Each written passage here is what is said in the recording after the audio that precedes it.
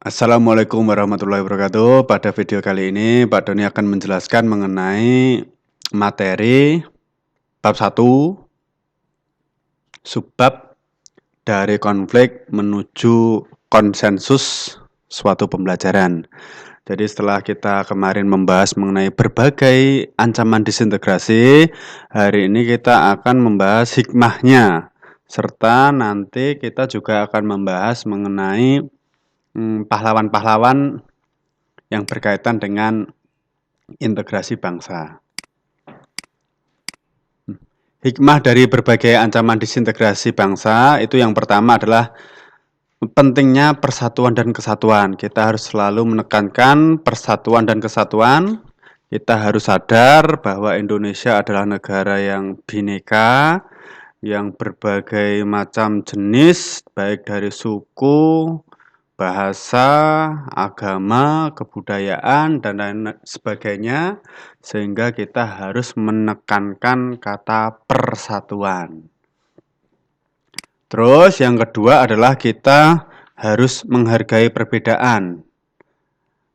Ketiga, untuk pemerintah itu harus melakukan pembangunan yang merata. Kita ambil contoh perlawanan PRRI dan Permesta, itu latar belakangnya adalah ketimpangan antara daerah dan pusat. Kemudian yang keempat itu adalah kita harus tertanamkan pada pola pikir kita bahwa Pancasila itu sudah final, tidak boleh diganti, baik itu ideologi komunis, agama, dan lain sebagainya. Dan yang selanjutnya adalah menekankan menyelesaikan konflik dengan musyawarah. Tidak perlu terjadi perang yang menyebabkan kehancuran dan juga jatuhnya korban. Sehingga kalau ada masalah diselesaikan dengan cara musyawarah untuk mufakat. Nah, selanjutnya ini adalah beberapa tokoh dalam integrasi bangsa. Yang pertama, ini adalah sudah kenal ya kalian semua. Ini digambar uang 10.000. Ini tokoh yang sangat familiar dari tanah Papua. Betul sekali, namanya adalah Frans Kaisiepo. Nah, ini Bapak Frans Kaisiepo yang sekarang dijadikan sebagai gambar, fotonya dijadikan gambar uang 10.000. Pak Frans itu lahir di Biak 10 November 1921 dan meninggal dunia juga di Biak 10 April 1979. Beliau ditetapkan sebagai pahlawan berdasarkan Kepres nomor 77/TK tahun 1993. Adapun peran penting dari Bapak Frans Kaisiepo yaitu pertama, dalam konferensi Malino dia mengusulkan nama Irian untuk menggantikan nama Papua. Yang kedua, setelah Indonesia merdeka, Frans Kaisiepo dan kawan-kawannya mengibarkan bendera merah putih di Papua. Yang ketiga, mengajarkan lagu Indonesia Raya di Papua.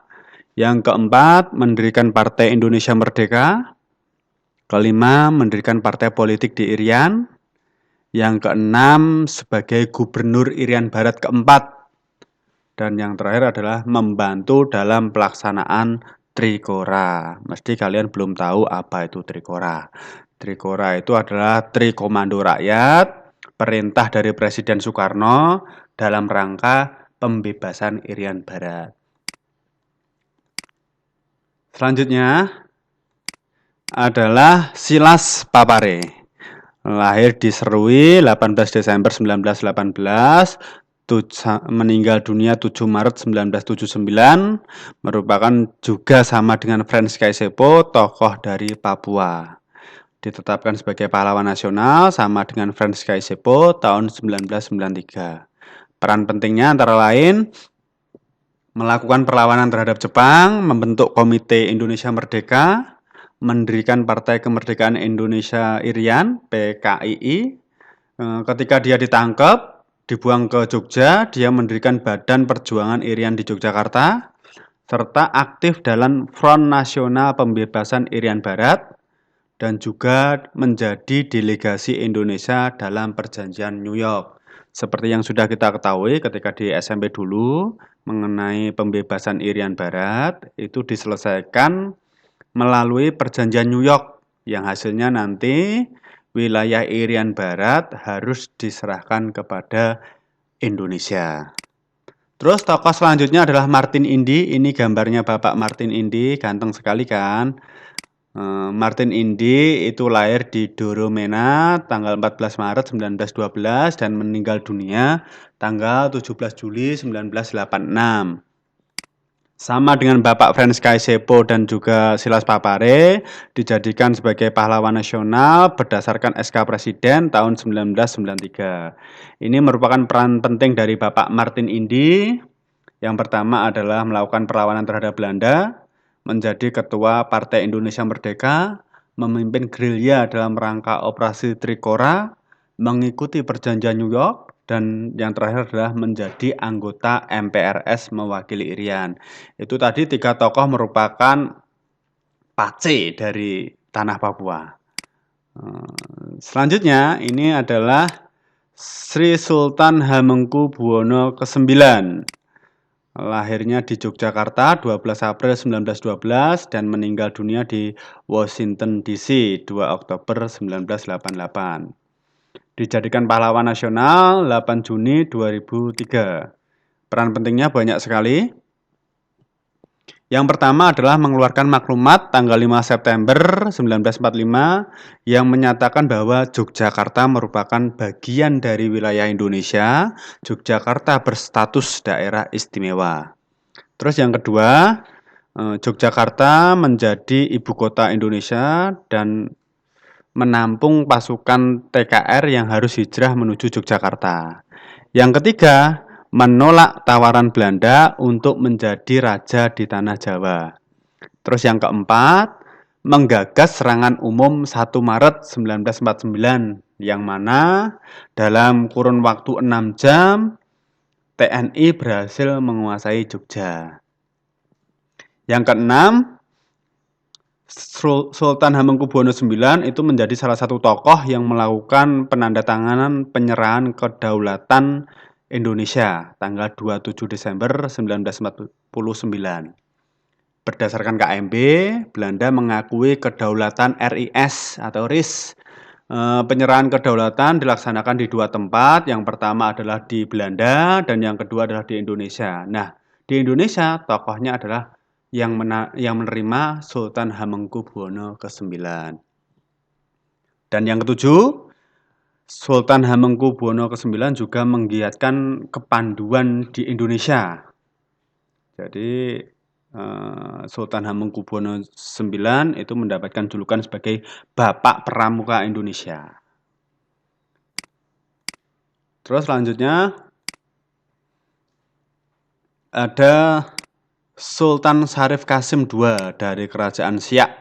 Lahirnya di Indrapura 1 Desember 1893 dan meninggal dunia di Pekanbaru 23 April 1968. Salah satu peran pentingnya adalah ini, menyerahkan hartanya 13 juta gulden kepada pemerintah Indonesia yang baru berdiri. Jadi ketika awal kemerdekaan negara kita itu mengalami inflasi yang sangat luar biasa. Pendapatannya sangat sedikit. Nah, Sultan Syarif Qasim II ini membuktikan cinta tanah airnya dengan menyumbangkan harta kekayaannya sebesar 13 juta gulden. Sultan Syarif Qasim II ini sebenarnya juga sama dengan Sultan Hamengkubuwono IX. Diajak untuk bergabung dengan Belanda, diiming-imingi kekuasaan. Tapi dia malah memilih bergabung dengan Republik Indonesia yang pada saat itu belum begitu jelas. Terus selanjutnya tokoh dari bidang kesenian. Ini ada Ismail Marzuki, lahir di Batavia, Jakarta 11 Mei 1914 dan meninggal dunia tanggal 25 Mei 1958. Dijadikan sebagai pahlawan nasional pada saat Hari Pahlawan tanggal 10 November 2004. Lagu yang diciptakan antara lain Gugur Bunga, Melati di Tapal Batas, Rayuan Pulau Kelapa, Halo Halo Bandung, Indonesia Pusaka, dan satu lagi adalah Juwita Malam. Selanjutnya adalah tokoh perempuan yaitu Opu Daeng Risaju. salah satu tokoh dari Sulawesi Selatan. Lahir di Palopo tahun 1880 dan meninggal dunia di Parepare 10 Februari 1964. Ditetapkan sebagai pahlawan nasional pada 3 November 2006. Jasanya antara lain aktif dalam Partai Syarikat Islam Indonesia yang saat itu gigih melawan Belanda dan Jepang, juga melakukan mobilisasi pemuda untuk menentang penjajah. Demikian untuk materi dalam video kali ini. Kita berjumpa lagi di video yang selanjutnya. Wassalamualaikum warahmatullahi wabarakatuh.